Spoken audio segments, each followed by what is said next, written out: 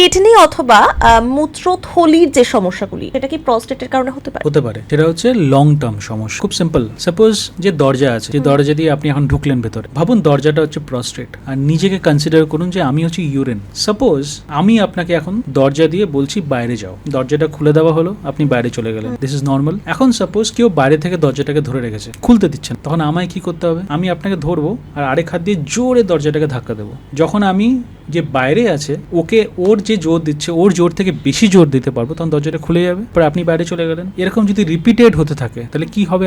আমার হাতের মাসেলস গুলো কি হবে? ডেভেলপড হবে। তাহলে পেচ্ছাপের থলি কি হবে? মোটা হবে। পেচ্ছাপের থলি যদি মোটা হয় তার মানে পেচ্ছাপের থলির কষ্ট হচ্ছে পেচ্ছাপটাকে বার করতে। এটা হচ্ছে একটা ইন্ডিকেশন এই পেশেন্টের প্রস্টেটের জন্য প্রবলেম হচ্ছে। এবার সেকেন্ড কোয়েশ্চেন, কিডনির কোনো সমস্যা হতে পারে কিনা? কিডনি কি করে? পেচ্ছাপ তৈরি করে। পেচ্ছাপ কি? শরীরের নোংরা পদার্থ। কিডনি করে কি? একটা পাইপের মাধ্যম দিয়ে ব্ল্যাডারে পৌঁছে দেয়। এবার সেই ব্ল্যাডার থেকে সেই ইউরিনটা বেরিয়ে যায় বাইরে। এরকম করে যদি প্রস্টেট বেড়ে যায়, যে কষ্টটা হচ্ছে হতে হতে একসময় কি ব্ল্যাডার টায়ার্ড হয়ে যাবে, পেচ্ছাপ জমতে থাকবে।